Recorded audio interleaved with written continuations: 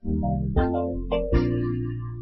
House of Representatives has retained value-added tax at 7.5% and rejected a proposed staggered increase to 15% by 2030. It also turned down the reintroduction of inheritance tax under the guise of taxation on family income. After a long retreat, the Special Committee on Tax Reform Bills presented its report, which became the sole business of the day. Chairman of the Special Committee on Tax Reform Bill, Honorable James Faleke, moved for the consideration of the reports and provided a synopsis of the recommendations. For the VAT revenue distribution, the House approved 50% to be distributed equally among states, 20% based on population and 30% based on consumption, emphasizing the actual place of consumption rather than where returns are filed. The House also proposed tax exemption on the personal income of military personnel in Nigeria. Distribution of VAT revenue. For VAT purposes, a new basis for the distribution of the 55% to 35% respectively for state and local government allocation has been introduced thus. 50% to be distributed equally, 20% to be distributed based on population, 30% to be distributed based on consumption. Emphasis has also been placed on the actual place of consumption, irrespective of where the returns are filed. In addition, the House approved the appointment of one representative from each of the 36 states to the board of the Nigerian Revenue Service Establishment Bill. The Speaker, Honorable Tajuddin Abbas, commended the committee's report, noting that there was no dissent among members. The House then carried out a clause-by-clause review of the recommendations on the four bills. 36 members, one representing each state, and 6 geopolitical zonal caucus leaders, 2 regional leaders, and some few experts among us who are very versatile on tax, law, and finance matters to meet and look at the report you submitted. We asked questions, and it appears at the end of the meeting that every member, without exception, every member was satisfied with the job done. Everyone was carried along. Everyone made his contribution. Everyone collected inputs from his state and brought before the committee for consideration, and everything was considered. So I believe that what we have, honorable colleagues here, for those who are not members of this particular ad hoc committee, is the handwork of not a few, but of all.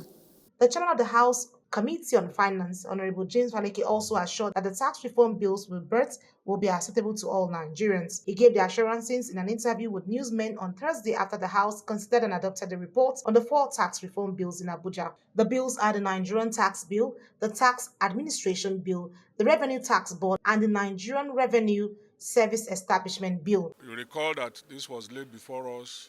The first time it was read was last year.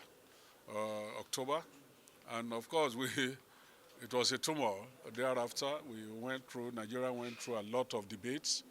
This is the only bill that has generated a lot of interest from all Nigerians.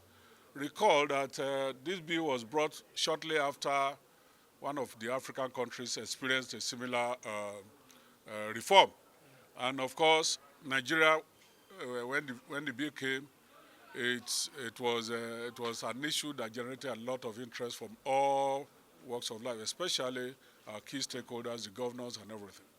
And Mr. Speaker, in his magnanimity, of course, felt that we needed to do more consultation, and he took it upon himself to go around every stakeholder to let them know what he has read in the bill. So the key thing is building consensus, and I think as a committee we were able to do that.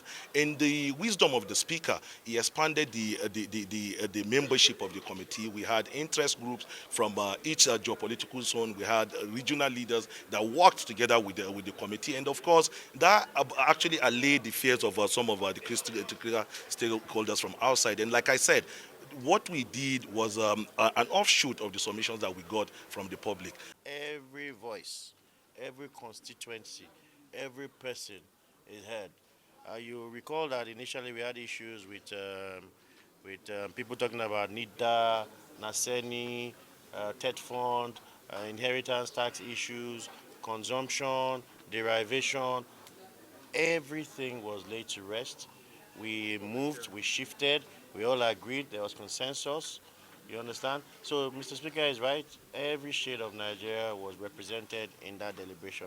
And you can see from the clause by clause readings today that there was no dissecting voice. Process was very transparent and they engaged us from beginning. Even when there were reservations, both the chairman of the committee, both the consultant, both the executive adjusted to reflect the desire of Nigerian people. And I can tell you boldly that even though we are from the opposition, we are so proud of this historic moment that is going to bring more people into the tax net and is going to create more revenue for effective running of government. As Nigerians await the passage of the bills and presidential assent, hopes remain high that the proposed reforms will positively impact lives and the nation's economy. Annie Patrick, Core TV News, Abuja.